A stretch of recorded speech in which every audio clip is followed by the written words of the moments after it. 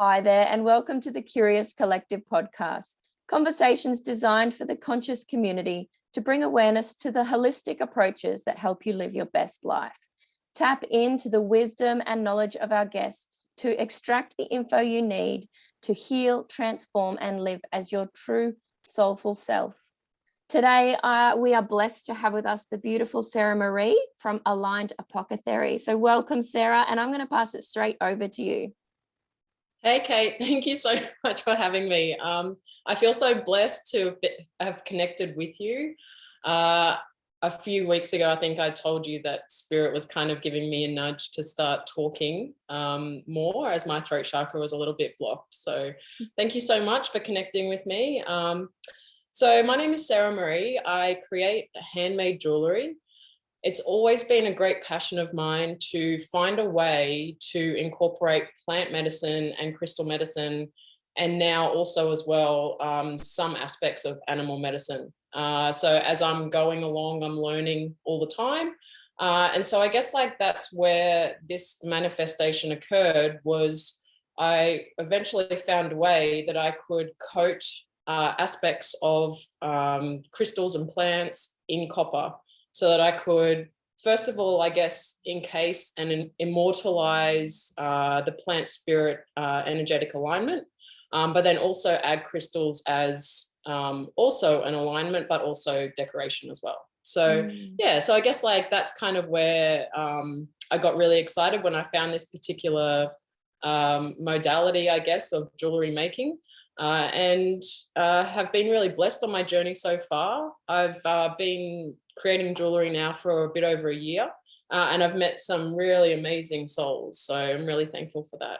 Yeah, I absolutely love your creations that you do. And I'm sure that you'll be able to later on, for those that are watching the video version, just maybe show a few. But the name of your business really stands out to me. And it did from the moment I saw it. And it was Aligned Apothekary. Are you able to talk into that name a little bit more?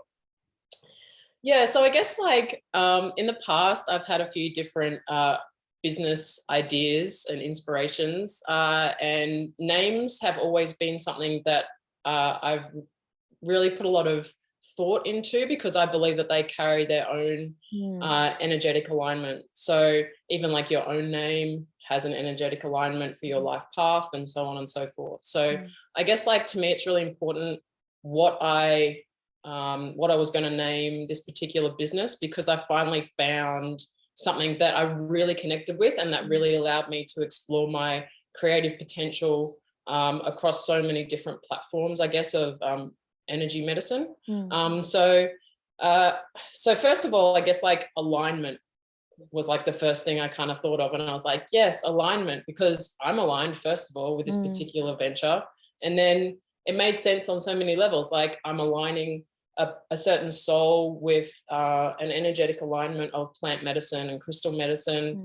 And then through that alignment, they're feeling more at ease and less in dis-ease.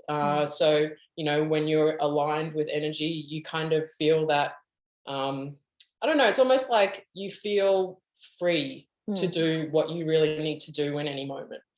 So Aligned was kind of the first name that came up. And then I really wanted to call it Apothekary with the C, like, you know, the old school, like apothecary that had like the medicines and all that kind of stuff. Because I feel very connected to that kind of moment in time as well, where we were all, you know, potentially witches and whatnot. Yeah, totally. Mixing our potions and having our, you know, like making our own medicines and stuff like that.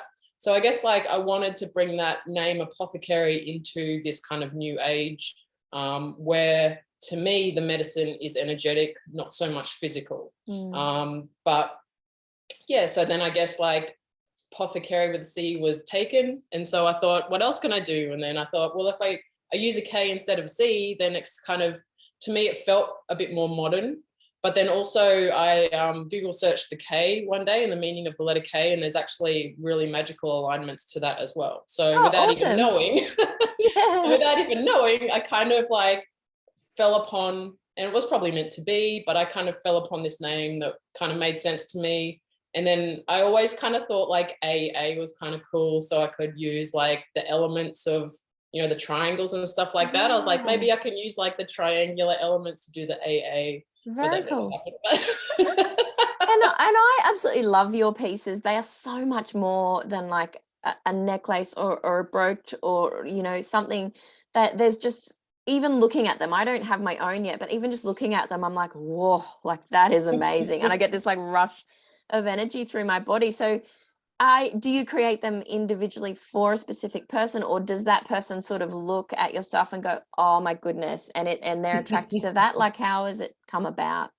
I think like, yeah, it's multi-layered, and I think like depending on the person, you know, like I offer obviously custom pieces where I'll talk to a person and say like, you know, what are you going through in your life right now? Like what kind of energetic alignment might help you move forward with either confidence or be more relaxed, or, you know, and then I can pair together like a plant medicine and a crystal medicine and say like lavender and amethyst is a really nice pairing. Oh So like I yeah. could put like, yeah.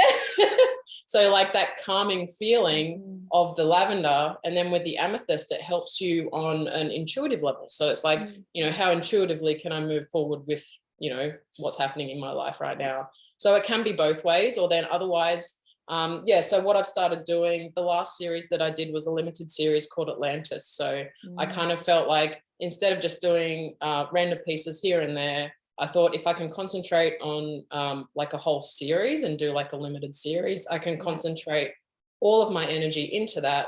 And it can be like a more, I guess, like a more refined energetic alignment and a more honed and more powerful. I felt like that was kind of the answer moving forward. So I did a lot of codings in the Atlantis series and a lot of platonic solids and sacred geometry and stuff like that.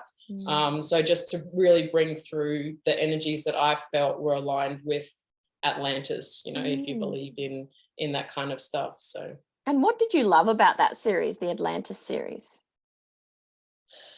I kind of feel like personally, I feel like that lineage it resonates with me on some level, and I'm very drawn to. I've kind of had a thing in the past where I need things to be perfect, like I need it to be really straight lines, really precise. And I guess like for me, Atlantis is kind of like that. It's a very focused energy. It's a very magical energy, and it's a very expansive energy. So I guess like I really enjoy the idea of coding and stuff like that as well. That we can create something and put an intention into that. That there is particular codings for people that want to unlock certain parts of their life potentially, or you know, like, and so it's like embedding those particular codings energetically into a piece, or like that platonic solids, as you may know, are, you know, sacred geometry that already has codings, you know, encoded into those lines and the dimensions and stuff like that. So I I love guess for sacred me, geometry. Oh my yeah, goodness. I could just look at it all day long. yeah. So when So you say platonics, what does that mean? I think it's just the name, Plato. So I think that the platonic solids came from Plato back Ah, when he was, awesome. you know, the mathematician, I think he was. Yeah.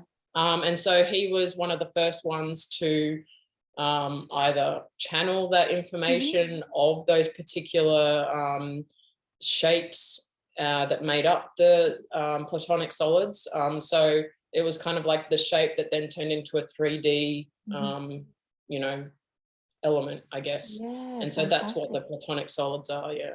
Yeah. And have you got your idea for your new series that you're doing? Has that been birthed yet? Yeah, definitely. So I guess like it was funny when I was like thinking of what series to do first. I got the message really clearly. It was like start from the start, you know, like Yeah. Atlantis is at the start. And Yeah. then now I'm going to do Lemuria. So like the next one is like Lemuria, which is like, to me, Lemuria will be like more elemental energy. So so kind of fairy energy, maybe, working in more organic material and stuff like that. So with Atlantis, I didn't do any, like I didn't go into the garden and pick up any like, you know, organic material and encase that in the copper. I just used crystals and copper. Like that was it, because I felt like that was a more clean energy in a way. Not that organic energy is not clean, but it was like less, yeah, in a way that kind of made sense to me. And now Lemuria is going to include more kind of organic material as well as elemental energies and flowers and stuff like that potentially. So be how more exciting. natural. I can't wait to see some of the creations. So you mentioned there copper, that you work with copper. How do you work with that mineral? So the setup that it is, it's called electroforming. So it's basically based off an electrical circuit and an acid copper bath.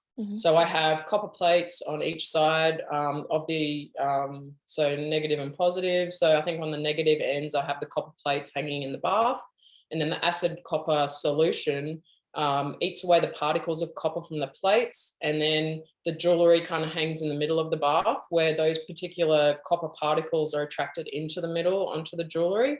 So then those particles of copper over hours and hours slowly build up to provide a plate, so like a fairly even copper plate. So yeah, so eventually the copper will go where I want it to go and form that coating on the piece. Oh, how fascinating. I'd be so tempted to keep bringing my jewelry out of the bath to look at it. Is it something you've got to leave in there?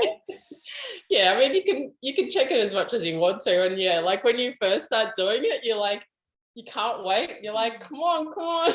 Yeah. Like, want to keep checking it. But yeah, and I mean, the thicker that you want the copper plate to be is how long you leave it in the bath and all that kind of stuff. So if you only want like a thin plate, then you would only leave it in for a shorter amount of time. So yeah. So I know we spoke about you encasing like plant medicine into the copper. Can you talk into that a little bit? Yeah, like, and I guess like that was one of the most exciting parts for me, because I had done a silversmithing course years ago because I wanted to make jewellery and I wanted to kind of encompass the plant medicine with the crystals, but I just didn't know how to do it.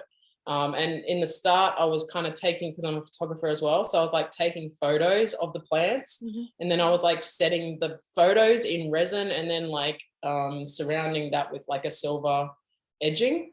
But it kind of didn't really excite me. I was like, yeah, but you know, and then now like cut to like a year ago, and I finally found this way that I can coat something in copper. So I can literally pick a leaf, like, so I have basil plants and stuff out the back, so I can literally like pick a leaf off the plant, dip it straight into my graphite coating, and then put it straight into the copper bath, and it will it's almost like freezing that leaf in time. So you're almost like, you know, it's like immortalizing that energetic alignment. And so I think like the most exciting part about it is that energetic alignment, so that's like the basil leaf in there. And so the best part about it is that you can really feel that energy in there, like that.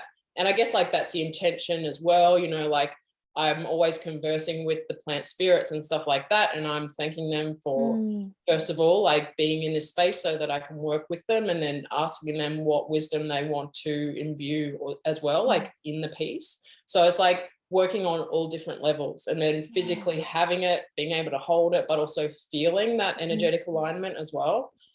So yeah, so that's like was the most exciting part. I was like, finally I can like put all this stuff together, and it just felt so good.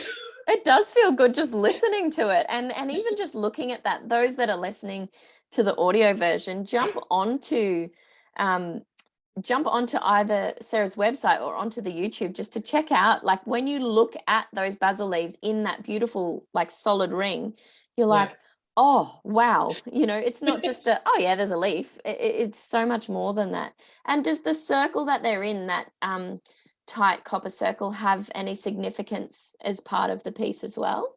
So I guess like it's all about me seeing, I guess, like when I work with the elements, I kind of see how they want to be displayed.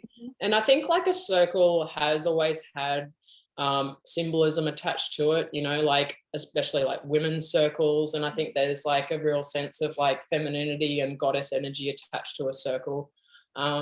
So I think that, and I just feel like the circles just kind of work. Like it's almost like rounding off energy or enclosing energy, or I don't know, like it kind of just feels right. Like I could potentially do, I guess, like different shapes and stuff like that, because I actually create the circles with the wire and then I attach it. So So I just have heaps of like copper wire and stuff like that. So like, you know, just like that. And then I cut it to the length and all that kind of stuff that I want. And I kind of like put it on there and then do the process. And so it's all for me, it's like the intuition and the seeing and the feeling of the piece and the size and all that kind of stuff. So So how did you get into this beautiful work that you're doing right now? Was there a pivotal point or a stage in your life where you're like, yes, you know, this is it? Well, not funnily enough, but so about a year ago, my partner had a pretty bad accident. He got a depressed skull fracture and a subsequent brain injury. So that was a pretty obviously intense time for us. We didn't know what was going to happen. It was really great that I myself am an energy healer, and I know some really powerful energy healers in my circle. So we were able to help Troy, you know, come, and obviously he had great care physically. So the hospital that he was in was like #1.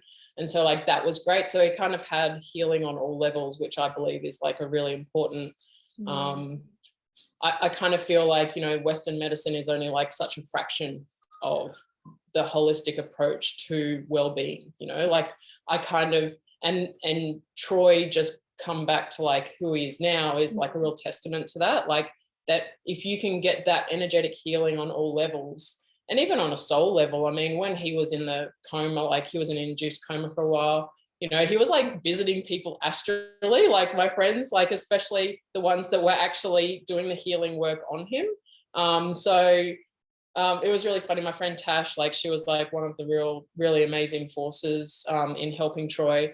She's vegetarian and has been for a really long time, but she's like, does Troy like burritos? And I'm like, why?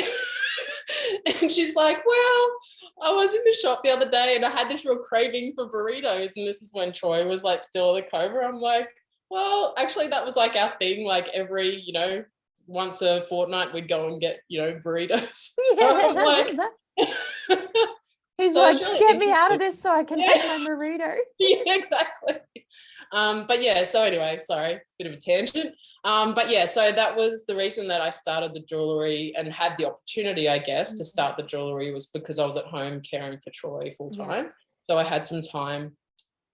And, you know, everything, like not always, but quite often things happen all at once. So it's almost like, you know, it was a really intense time, but it was probably amazing timing for me because it gave me an opportunity to get healing from the crystals and the plants at the same time as I was starting the business. So I was kind of probably on all levels, it was like kind of worked in perfectly. So, yeah. Yeah, such a pivotal point in your life for sure. And it is, I think it definitely, you know, as tragic as it was for your poor partner, it definitely was meant to happen. I remember you saying when you first shared that story with me, like, you know, that was probably your soul contract, and you and him had a conversation where you're like, perhaps we could have done it in some other way that didn't involve you having to be in a coma. Like, yeah, pretty full on. Perhaps next time a little less intense would be. Yeah, that would be great. That would be great. And it's so your family all sort of get involved in the making, or are they just standing back and appreciating your genius? Well, yeah, I mean, Troy's great. Like if he can help, he will, but you know, he's often said like it's not really his thing, you know, like what to put with what and stuff like that, which is totally fine. But if I do need help with, you know, machines or something, because I've also started doing another aspect of jewellery called Tensor Rings. So like with the Tensor Rings, there's a lot more kind of, it's going kind of back to my silversmithing days where I have to like, you know, make the wire rings and then solder them and stuff like that. So Troy's kind of been helping me in that way, but yeah. Oh, tell me more about these Tensor Rings. That name really stood out to me when you were talking about it just then. So with the Tensor Ring, I'll just grab one. So with the Tensor Rings, there's actually a lot of science behind the Tensor Rings. There was a gentleman years ago, I'm not going to guess the year because I don't really know, but his name was Slim Sperling. And so he did a lot of work potentially that he started channeling with, and then he started really researching. So he found out that if you just get like a piece of wire, a copper wire, and you cut it like just a single piece, and then you solder the ends. Using some kind of electronic device, he picked up that out of one side of the ring, it was positive energy, and coming out of the other side, it was negative energy. So it was almost like a balanced toroidal field or something like that. So then he got the inspiration to get a piece of copper wire, turn it back on itself, and then twist it in a positive direction. Oh, wow. And then once you've got the wire and you twist it, and then once you put that back on itself and solder it, he then found out with the electronic equipment that there was actually a positive energy coming from the front and from the back. So it was like he figured out this way to emit this powerful energy that's scientifically proven that it's an electrical circuit, and the positive energy comes out of both ways. So when you wear it, you're getting positive energy. Yes. Yeah. So that was like something that Slim Sperling had started decades ago. And he was getting his sacred measurements from sacred sites around the world, like the Great Pyramid in Giza. There was a number of sites where he was getting these lengths and then cutting and then doing really precise circles. So that's what the work that he had done. And then when he passed over, he was actually helping people who wanted to create these tensor rings on a spiritual level. So if you called him in, he would actually come to you on a spiritual level and help you create these rings. And he still does to this day, right? So, but there is no such thing as time. So anyway, so that's what he did. And then this amazing team over in America, Twisted Sage Studios, they kind of took that to the next level. So it was a brother and sister team. So Brian Besco and Brenda, I think it is. So Brenda would channel information from spiritual planes. And then Brian was the one that was really science-based, and he was the one that was like doing the real physical creation of the rings. So what they then did and took it to the next level was they kind of, I guess, like, you know, these planes of existence exist, like plant realms and, you know, crystal realms and stuff like that. So elemental realms. So they already kind of exist. They're like etheric planes. But what they did was they set up this space where they could call in different energetic alignments to different rings, and then they would hold that alignment. And also when you're twisting the copper, you're intending that particular alignment into the ring, because apparently there's microcrystals in the copper wire as well. So when you twist it, you're kind of setting that intention forever into the ring, and you never have to actually cleanse the rings or anything, because it's always locked into those etheric realms. So the multidimensional realms sort of in the all that is. And so it's always getting that constant upgrade of energy and constant energetic alignment. So it fascinates the absolute heck out of me. And I know when you first showed me one of those rings, it wasn't just like a circle. It just actually like hit me like, what is that? You know? So do you like really enjoy the creation mode of that particular ring? Like it would be so much better than just sitting and twisting. There'd be so much more in it. Yeah, I guess so. And I think like it's not just about, you know, the physical creation. It's about understanding that when you're in the heart space and you're connected to, you know, the earth and, you know, the all that is, the source energy, you're kind of in this space of no time and like real magic, you know, like, and I think like that is the thing that excites me the most, is actually being in that space where you're communicating and channeling this information. And like the feeling that you get when you're doing it is so real. And it's almost like, you know, it's more real than what I'm doing, you know, day to day kind of stuff, you know, like that's where my excitement and my joy is like in that space where unlimited potential, you know, like it feels so powerful as well when you're in that alignment. So I think like that's more like what I really enjoy. And then getting confirmations in your external reality. So like, you know, the rings that I personally channel, they're actually connected to the Australian grids, because I think it's really important, because we're physically in the location of Australia. I feel like we're here for a reason, you know, and I feel like we need to really connect with this space to clear any, you know, non-beneficial old patterns, programs, events that may have occurred here. we're here for a reason, you know. And what the first rings that I've created, that I've channeled, are to do with like the rainbow serpent, the dragon lines, and all of the grids that exist in Australia and stuff like that. So it's like, for me, like that's where I'm going to be moving forward with it.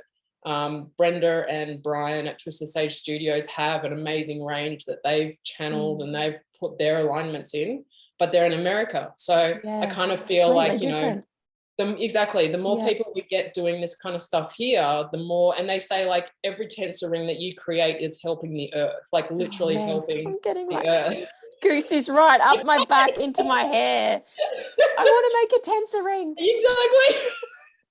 Yeah, so and there's heaps of cool videos out there, like YouTube videos on tensor rings and how to make them. Like, it's not difficult. You just need to be in that space of love and in good intention, you know, and you know when you're in that space. So this is kind of putting you on the spot a bit. Do you feel like that's something you'd ever teach, like to a group of people wanting to create their own tensor ring? Yeah, I definitely think so. Like, it's really interesting because, as I was saying to you yesterday, it's almost like it's not very often that you come upon a new thing in your life and there's all this information attached to it, but it's almost just like you pick it up straight away. And like, I was only making these rings for like a week and someone would ask me about it and I'd be like, oh, well, blah, blah, blah, you know, like this is this. And I'm like, all this information was just like coming through. And I'm like, oh, and even now I'm like goosebumps all over, you know, like it's just like, it just feels like something that I've done before or that I know about anyway. So I love that kind of alignment where I'm like, oh, cool. Yeah.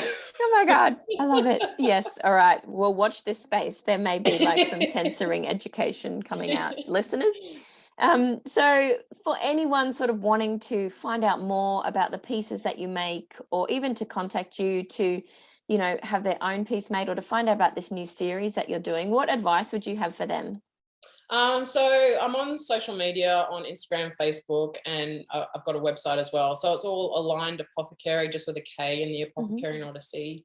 But yeah, and I'm totally open to, you know, like if you want a specific piece made for yourself, I can do a lot of organics. So I can do, even I have a range of like butterfly wings and stuff, but I think the butterfly wings is going to come through in the Lemuria series. So they are beautiful. Oh my gosh, they are next level.